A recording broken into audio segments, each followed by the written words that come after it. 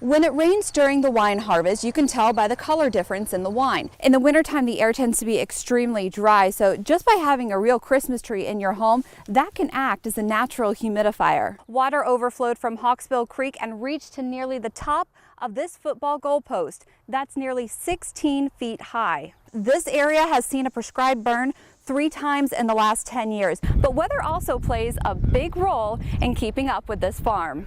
That Shenandoah County tornado was rated an EF2 with winds topping 130 miles. It tore through here in only a matter of seconds. NASA scientists and many astronomers will closely be watching ISON on Thanksgiving. They expect to find out more about what the solar system was like over 4 billion years ago. At 11, the weather important to all pilots, but it can become critical when someone's life is on the line. Meteorologist Aubrey Urbanowicz explaining how the weather can make or break a medical flight and safety measures in place to make sure everyone stays safe. They're called in on some of the most serious accidents. Medical helicopters are a staple throughout the country. Air Care 5 is stationed at the Shenandoah Valley Regional Airport, and the choppers can also be vital for many mountain locations where travel to a hospital would take too long and when minutes count. We can often take an hour drive and turn it into a 15-minute flight, and that gives a lot of more critically injured patients better fighting chance to live. When flying a medical helicopter, the safety of the flight is just as important as the safety of the patient.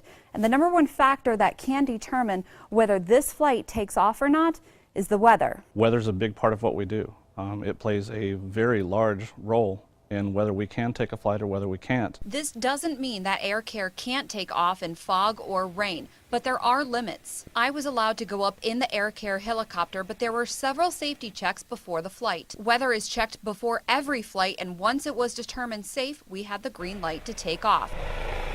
It was a bit hazy once we were in flight, which is a reminder that the weather conditions are different above the ground. Obviously, weather reports don't tell the whole story. There are plenty of occasions where we'll get up there and see something that was not reported, and we'll end up having to turn around. The Air Care team closely monitors the weather, not just in-house, but also at the Operational Control Center. With safety in mind, if anyone in the flight crew doesn't feel the weather is safe enough to fly, then they don't take off. The weather plays a big part in that decision-making process. At the Shenandoah Valley Regional Airport, I'm meteorologist Aubrey Urbanowicz, WHSV.